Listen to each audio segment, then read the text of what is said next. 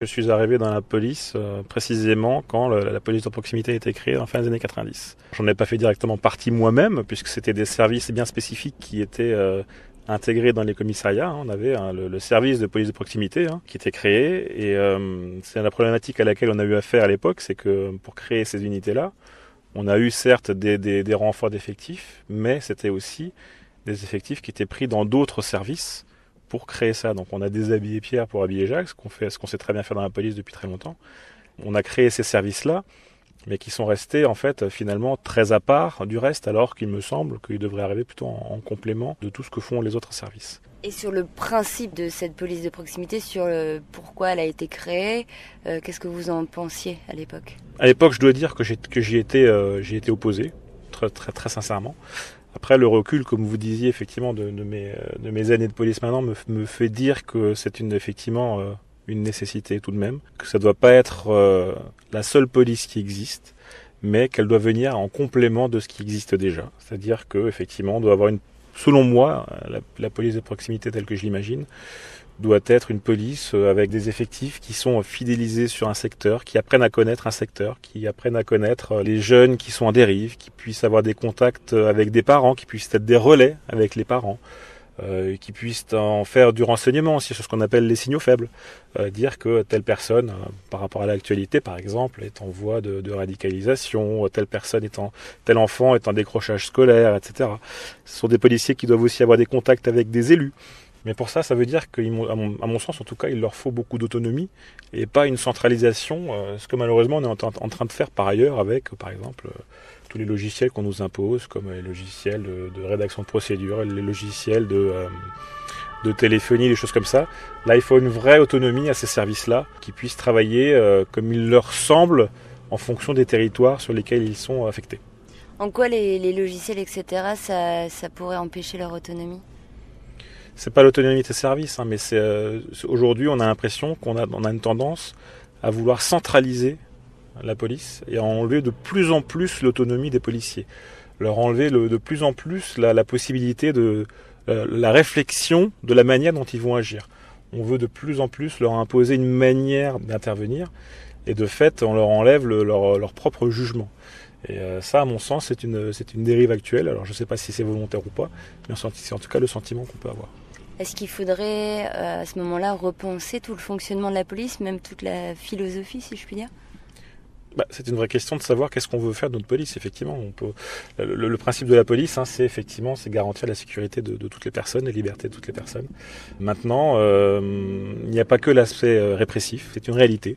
Peut-être que notre époque a changé par rapport à 20-30 ans, effectivement. On a besoin peut-être maintenant d'intégrer un peu plus un volet préventif, un volet social à cette police. Donc il faut s'adapter à l'ère du temps.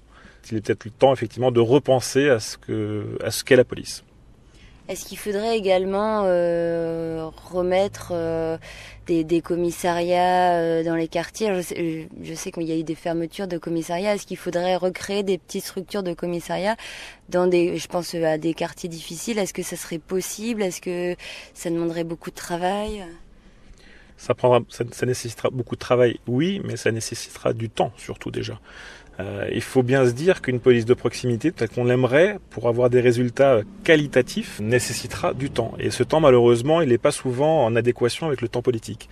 Il faudra bien comprendre que le gouvernement comprenne que le temps qu'on va donner à cette police-là, il n'aura pas forcément les résultats avant une éventuelle réélection du président ou des députés, etc. Donc il va falloir voir ça, il va falloir avoir une vision de la police sur 10, 15 ans. Donc, et que le gouvernement comprenne qu'il ne pourra pas forcément capitaliser sur des résultats tout de suite à 1 an, à 2 ans près. Donc ça prendra du temps, vous parliez des quartiers difficiles, effectivement, mais on ne va pas pouvoir réouvrir des services de police dès demain, parce qu'il va falloir regagner la confiance de ces quartiers, regagner la sécurité des fonctionnaires aussi, parce qu'il faut voir ça aussi.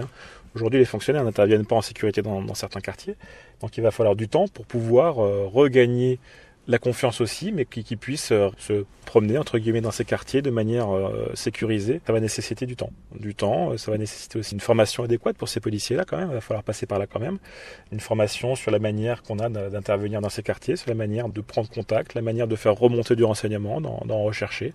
Tout ça aussi, il va falloir le repenser. Donc c'est une vraie philosophie qu'il va falloir réimprégner, avec des effectifs qu'il va falloir trouver qui soient volontaires. Parce que des effectifs qui ne seront pas volontaires, où on dira à des sorties d'école, vous allez dans ces services-là, alors que c'est les personnels qui n'ont pas vocation, qui n'ont pas l'envie de le faire, ça ne pourra pas marcher. Donc il faudra des gens qui soient volontaires.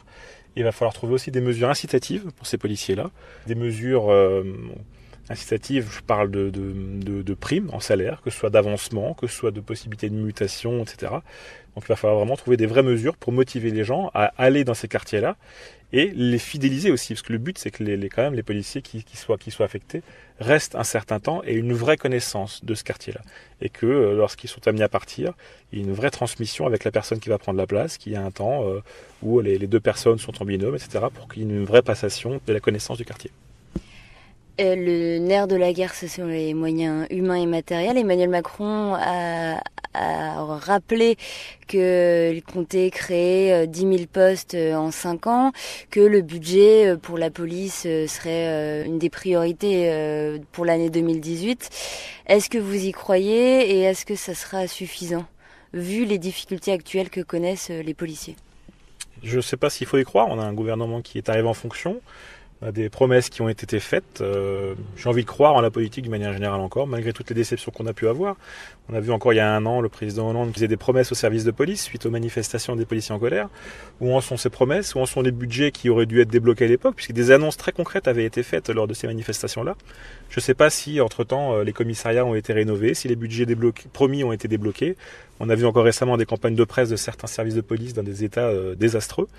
Donc, est-ce qu'il faut y croire? J'ai envie d'y croire. Maintenant, on nous annonce effectivement 10 000 policiers sur 5 ans, je crois.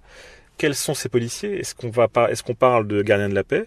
Est-ce qu'on parle d'adjoints de sécurité, les emplois jeunes de l'époque qui ont été pérennisés?